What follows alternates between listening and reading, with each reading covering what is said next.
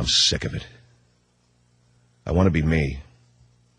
I want to be taken for who I am. I don't want to do voices anymore. I want to do straight news talk. And I'll tell you something else. And I promised Janice I wouldn't do this, but I'm going to do it anyway. I am undergoing treatment for sex change. I've had the initial shots. I have had the initial consultations. I've been living a lie. I want to be free. I want to run in the wind. I want to wear things that are comfortable. I want to be the woman I can be. But I also like women sexually. So what I really want to be is a lesbian. That's right. Come January 2003, the Phyllis Hendry Show, which has been fully licensed by Premier Radio, will be hitting the air on 265 radio stations. We will talk women's issues, menopause, gynecological issues, breast enhancement, prosthetics, eyeliner, makeup, fashion for the coming spring and summer seasons. All the things that I have wished for so long to talk about. And how to get your nails done and not speak Vietnamese. All of these. 1-800-449-8686. Hey, listen to this. Now, having said all of that, let's move on to something I think you'll find very interesting, and that's the subject of sex change operations and the broadcast business. Hi, everybody. I'm Phil Hendry, and if you're in the radio business and you're tired of being a man, you can become a girl and go on the air as, instead of Phil, Phyllis. If you think I'm kidding, I've had two friends within the last, I say friends, professional acquaintances within the last 6 years change their sex from boy to girl, and they're on the air. Actually, one of them is a consultant and the other one is on the air. And I've had communication with both of them, and I can tell you it's a little unsettling. Now, I'm telling you right now, imagine whatever business you're in, suddenly Charlie Brown, who you used to go out and smoke cigars and drink single malted scotch with, and he shows up the next day as Lucretia. He's wearing some, it's kind of a thin gingham gown or whatever, and he's got on the Mother Goose shoes, and you turn around and you look at this guy, and he's all a titter. It happened to me 6 years ago.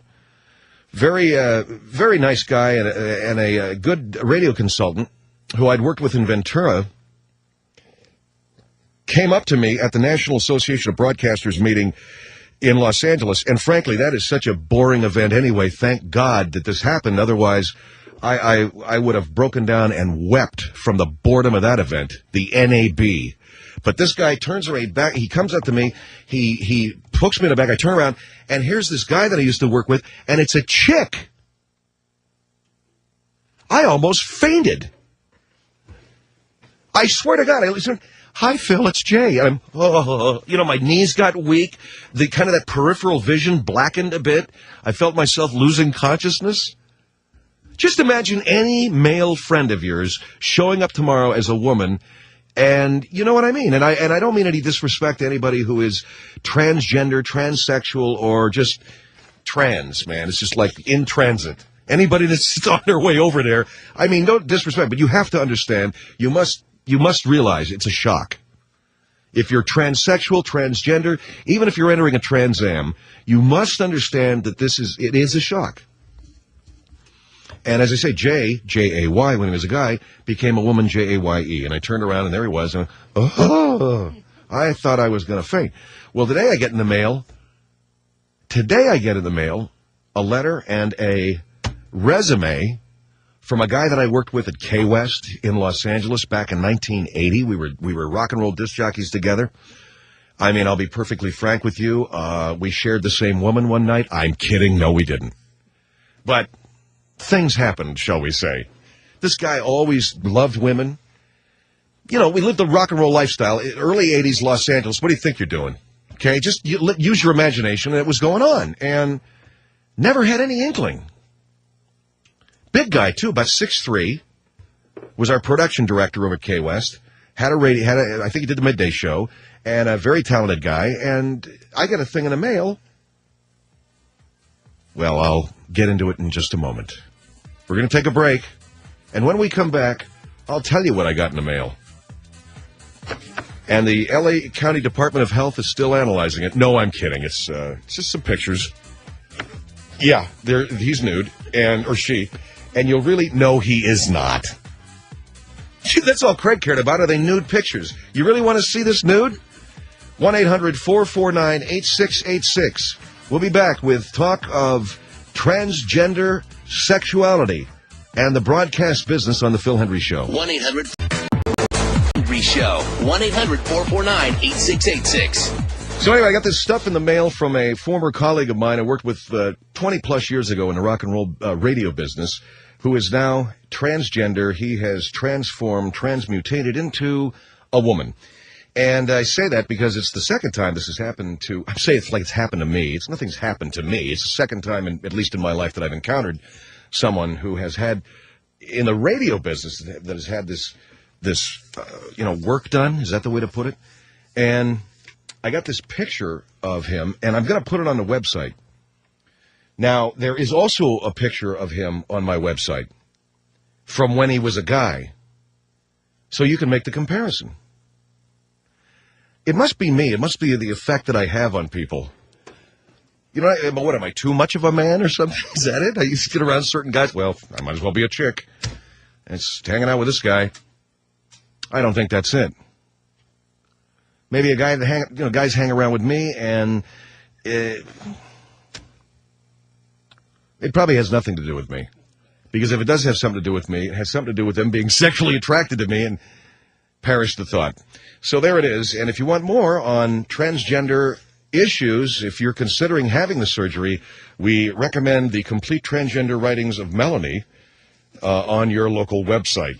How to develop a female voice, how to develop a female voice, additional information, hormones, sex reassignment surgery, the nuts and bolts, what is actually done, the long and short of it, post-op information, requirements for surgery. That's heavy. That's, of all the things that there is in life, to me, and I used to think, boy, I hope I never live to see the day that we do genetic engineering to the point where we can, engineer a half-man, half-beast. I mean, what if we actually live to see genetically engineered, mutated creatures walking around with, 4 legs and a head? Yeah, you know what I'm saying? A human head and wings. But this is just as strange as far as I'm concerned. I don't mean any disrespect. And I realize some people will take it that way, but it's very odd. It's just different. And I still call them him. I call her him. I call Jay him and this guy him. See, I said this guy. You see, what happens is, oh, no, what did you say? I said him. Well, it's her. Oh, I'm sorry, her. She said, I might as well start calling Craig she. Could you would you tell her to push the button, please? Try that with one of your friends. Try that at home. Hey, where's Nick? She's over at the, where's Phil? I think I saw her. Because it's like that game I used to play with the kids, and they think it's really funny. It's very old. I take their names, and then I would apply it to some function having to do with the bathroom. And the kids find this wildly funny. For instance, well, I got to go take a Chris. I'll be right back. God, man, you forgot to wipe your Nick. Now you got Chris all over your Catherine. And I do that, and the kids, they fall on the floor with this. It's easy to entertain children, isn't it? 1-800-449-8686, Phil Hendrie Show. Speaking of Butch, my very dear friend here, Mr. Taylor, she went to Disneyland this morning. This is how she dealt with her birthday today. She was pissed off at her computer, and so she decided, it's not that hard to do, Craig, with you. Anyway, he was pissed at his computer, and he decided to go to Disneyland to just chill. So there he is, a single male of 28 walking through Disneyland. Oh, this guy used to listen to Aunt Fran? Holy Jesus. Alan, how you doing? Hey, not too bad. How you doing? How did you know it was Aunt Fran? Well, I'm up here in San Jose, and he transformed into Aunt Fran. He used to be weird old Uncle Frank. That's right. How did you know I was talking about him? Well, it or he or she. Well, there's probably not too many in the business going transgender these days and making a name of it. I don't know. I think there's an epidemic. two in 6 years is an epidemic. Well, get your inoculation. Get a shot. No, if I ever had the urge, I guess I'd go and do it. You know So you listen to, well, I guess by now we can tell everybody we're talking about Frank Bennett, who's now Fran Bennett. Yeah, and Fran Bennett, you got it. And I worked with Fran back in 1980. Big, tall guy. Right. Loved women. Seriously, very attracted to chicks. What happened? I used to pound down beers with this guy. I worked at Key West, and it was on Sunset and Cahuenga, and downstairs was a place called the Jolly Roger, and so we would go down there. No, keep in mind, we're all guys in our mid-20s. We would go down there and just hammer shots and beers and then go back upstairs and do production work, and Frank would be there till 2 o'clock in the morning putting together all this crazy-ass stuff. He was one of the first guys I ever met who would sample. He literally would sample things and create his own song from it. He was a pioneer. The cat was a very talented guy. So, and then he was living with this chick off of Sunset Boulevard and, all kinds of wild stuff like that. This girl by the name of Dusty Rhodes was very nice. She used to come in while I was doing a live read on the air and pull her tube top down and show me her breasts and just, to see if I would break my concentration, which of course it didn't, and stuff like that. And so then, like 10 years later, I saw Frank at my house. We were having Thanksgiving dinner. Yada, yada, yada. Now I get this in the mail. This is a fine how do you do, Frank, wherever you are. Haven't seen your ass in 10 years, and you send me a picture of yourself as a woman? What is that about? He wants to get back in touch. Well, you know what? The guy's looking for a gig, and he's a great... What's he sound like? He did a fill-in earlier in the summertime. There was the afternoon slot was open. A guy went on vacation, and he totally changed. I'll try to do an impersonation. Go ahead. Hello, everybody. This is Aunt Fran. Bull crap. Is he doing it like shtick, or was he doing... Oh, no. That's his transformed voice. I mean, I guess he's doing the, taking the shots and, trying to sound that feminine. Oh, yeah, okay. Yeah. So they try to work the voice up there? Oh, yeah. He had to disguise it before he went public and then came out in the open with it. He was already going into the station. Everyone knew that he was, going after that sex change, but he had to come in and do his man voice, his Frank voice. Yeah. All the while dressed in drag. In a gingham, in a flimsy burnous. You got it. Wow. And this I'm reading per an article that was in the Mercury News here in San Jose. Uh-huh. The station let him go. They went through some restructuring, and then they graciously let him appear, again, to fill in for some vacation slots. The guy's got good numbers, according to what he sent me. He had really good ratings. What happened? What happened? I mean, why would they let him? Was it because of the sex change thing? Well, they don't want to charge that discrimination, against the station, but that probably had a bearing on it, the upper management. The guy's got great numbers here. I mean, looking at like number one in men 25-54. Anyway, just a bunch of stuff that people... Just his knowledge, he knew about this band, he knew about that individual, just a vast wealth of knowledge.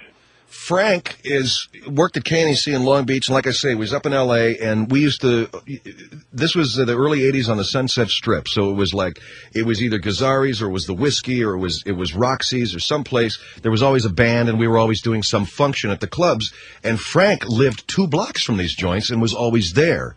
Right. One night I was at his house, and I think I got really hammered, and I went home, and I called up his answering machine. He's living with this girl, and for some reason, I said into the phone this line from a Doors album, "I am the Lizard King. I can do anything." And I hung up the phone, right? So he calls my house, goes, "Phil, yeah, what the hell are you doing, man?" I said, "What are you talking about?" "What are you scared the hell out of us?" "What did I do?" He said, "It's Lizard King bull crap." "I didn't do anything. I'm sorry, man. I thought you knew it was me." "Scared the crap out of us." He was pissed. And you wouldn't want to started it all. Well, thanks for this update. This is great. So I guess the next guy we're going to talk to is Aunt Fran himself or herself. Well, Dusty Rhodes, you mentioned her. She was doing work up here also at KFOG, a different station. So all these guys or gals, whatever, they migrate up here. All these guys, all these gals, and all these gals are migrating up there. All right, Alan, thanks. You have a good one, Phil. Talk to you later. Bye. I didn't want to say it to his face. Of course they're migrating up there, you freak. It's nothing but a freak scene up there. Now, he's a nice guy, but, the whole town up there, San Francisco, Jesus. Nice place, beautiful town, but, you see it 3 days. Look, I've been to San Francisco 50 times in my life. That's enough. Do you want to go to the Golden Gate? I've seen the bridge, thank you. Well, why don't we go out in the bay and go, you mean fishing for halibut? Yeah, I've done that. Have you been to, yeah, Alcatraz, How about North Beach, right? What about, yeah, that's great. Oh, have you ever been to the top of the Knob? Yeah, I've been up there, man. I've had drinks at the St. Francis. Bug off already. The only other town that, although I will take San Francisco in a heartbeat over San Diego, where every good Nazi goes to vacation. LA's by itself out here. All you guys that live on the East Coast, everybody, you just don't know how good you got it, man. We are by ourselves. We are isolated here. We got San Francisco to the north. We got the freaking Gestapo to the